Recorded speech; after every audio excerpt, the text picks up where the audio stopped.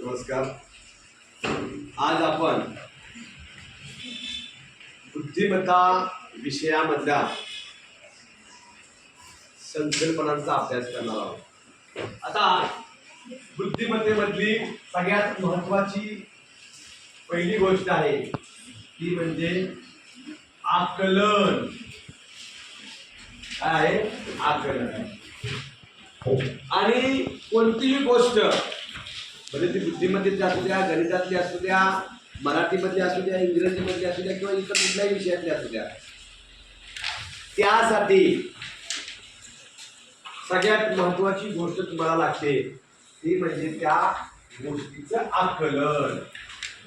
आकलन झालं पाहिजे. आकलन झालं पाहिजे म्हणजे ती गोष्ट तुम्हाला कळली पाहिजे. सगळ्यात महत्त्वाची प्रॉपर गोष्ट आहे की त्या गोष्टीचं तुम्हाला आकलन झालं पाहिजे. आकलन म्हणजे ते शब्द तुम्हाला काय सांगतायत ते तुम्हाला कळले पाहिजे. तो प्रश्न तुम्हाला काय विचारतोय तो तुम्हाला समजला पाहिजे. आता बऱ्याच मुलांना आता इयत्ता पहिली, दुसरी, तिसरी, चौथीपर्यंत तुम्ही वाचत असता, परंतु तुम्ही नुसतं वाचता, धडे वाचता, कविता वाचता, उतारे वाचता, परंतु ते वाचलेल्या प्रत्येक शब्दाचा अर्थ, प्रत्येक शब्दाचा वाक्याचा अर्थ तुम्ही पहिल्या वाक्यापासून ते शेवटच्या वाक्यापर्यंत काय सांगितलेलं आहे हे तुमच्या लक्षामध्ये आलं पाहिजे. आणि म्हणूनच तुमच्या त्या पुस्तकामध्ये जे धडे असतात ते गोष्टीरूप धडे असतात की तुम्हाला ती गोष्ट कळली पाहिजे. मग पहिल्यांदा काय, दुसऱ्यांदा काय, नंतर काय, पुढं काय, अशा पद्धतीनं तुमच्या त्या गोष्टीमध्ये आकलन तुम्हाला झालं पाहिजे. आणि त्याच्यावरती तुम्हाला प्रश्न उत्तर असतात. मोठी प्रश्न असतात, छोटे प्रश्न असतात. परंतु स्कॉलरशिपमध्ये तुम्ही बघितलं, बारकाईने बघितलं तर आकलन हा घटक खूप महत्त्वाचा आहे.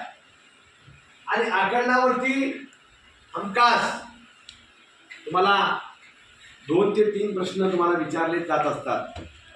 आणि ते आकलनावरती मग महत्त्वाची गोष्ट म्हणजे सूचना पालन तुम्हाला कळलं पाहिजे. त्यानंतर संख्या मालिका असते आणि त्याच्यानंतर काय असतात, इंग्रजी वर्णमाला. या 3 गोष्टी आहेत. म्हणजे मराठी सुद्धा आहे, गणित आहे आणि इंग्रजी आहे. 3 गोष्टी आहेत लक्षात ठेवा बुद्धिमत्तेमध्ये. 3 गोष्टी म्हणजे मराठीच्या संदर्भात अनेक, मग मराठीमध्ये इतर विषयाचा सुद्धा समावेश आहे. विज्ञान असेल, इतिहास असेल, भूगोल असेल, या संदर्भाने सुद्धा तुम्हाला प्रश्न विचारले जातात. गणितामधल्या अनेक वेगवेगळ्या प्रकारचे जे नियम आहेत, त्या कसोट्या आहेत, इतर काही गोष्टी आहेत, म्हणजे प्रत्येक नियमाच्या आधारे तुम्हाला काही प्रश्न तिथे दिलेले असतात. आणि इंग्रजीची काय आहे, वर्णमाला आहे, म्हणजे एबीसीडी आहे, याच्यावरती सुद्धा आधार तुम्हाला प्रश्न विचारले जातात. या 3 गोष्टींचा या आकलन या घटकामध्ये तुम्हाला सखोल अभ्यास करायचा आहे. मग पहा, सर्वप्रथम तुम्ही पहिल्यांदा अतिशय सूक्ष्म वाचता आलं पाहिजे तुम्हाला व्यवस्थितपणे. आणि वाचलेलं तुमच्या ते लक्षामध्ये आलं पाहिजे. आणि याच्यासाठी तुम्हाला व्यवस्थितपणे त्याचा निष्कर्ष काढता आला पाहिजे. जेणेकरून त्या सगळ्या गोष्टी तुम्हाला समजल्या पाहिजे. आता सूचना पालनामध्ये तुम्ही जे मराठी विषयामध्ये जे काही सगळे शिकला त्याच सगळ्या गोष्टी इथं असतात. म्हणजे इंग्रजी मराठीची वर्णमाला असेल, त्यानंतर नाम, सर्वनाम, विशेषण, क्रियापद असेल, समानार्थी विरोधार्थी शब्द असतील, म्हणी, वाक्यप्रचार असेल, किंवा डावीकडचं उजवीकडचं, डावीकडून उजवीकडून असे जे काही शब्द आहेत या सगळ्या शब्दांचे तुम्हाला अर्थ कळले पाहिजे. आणि यानुसार तुम्हाला तिथे प्रश्न विचारले जातात आणि त्या प्रश्नांची उत्तरं तुम्हाला तिथे द्यायची असतात. फक्त विषय असतो तो म्हणजे तुम्हाला अतिशय व्यवस्थितपणे समजून तो प्रश्न वाचायचा असतो आणि प्रश्नांची उत्तरं तुम्ही काढायची असतात. बघा आता याच्यामध्ये बघा एक प्रश्न आहे. बघा काय प्रश्न आहे बघा, की तुम्हाला शब्द अक्षर दिले आणि ती अक्षर तुम्हाला काय करायची आहे, जुळवायची आहे. आता बघा असं असेल, बघा एक प्रश्न असा असतो बघा, नमुना दाखल एक प्रश्न घेतोय बघा, ते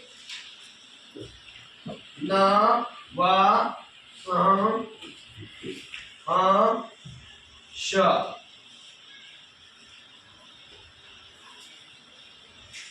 मग या अक्षरापासून कोणता अर्थपूर्ण शब्द होईल?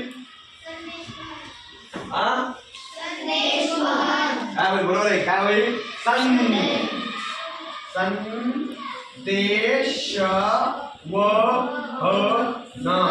आणि मग ह्या शब्दापासून तुम्हाला अर्थपूर्ण अक्षरापासून अर्थपूर्ण शब्द होईल संदेश वाहन. मग प्रश्न काय विचारला बघा, जुळवून अर्थपूर्ण शब्द तयार करा. केला आपण.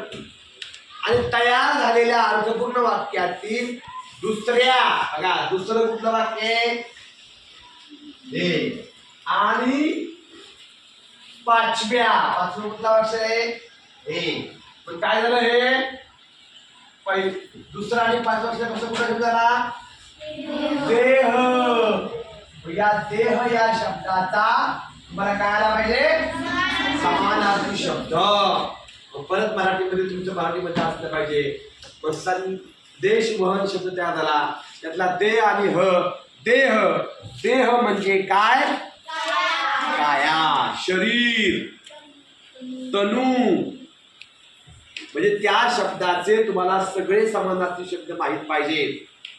मग खाली प्रश्नाच्या उत्तर पर्यायामध्ये तुम्हाला 1, 2, 3 पर्याय असतात, 4 पर्याय असतात. मग कधी काया म्हणजे काय माहित पाहिजे, तुम्हाला शरीर माहित पाहिजे, तनू माहित पाहिजे.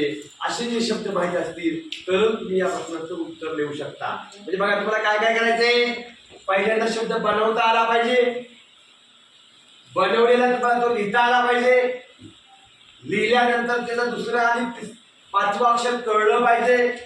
ते देह होतं, देह म्हणजे शरीर होतं, आणि शरीर या शब्दाचे सगळे समानार्थी शब्द तुमचे व्यवस्थितपणे पाठ असले पाहिजेत.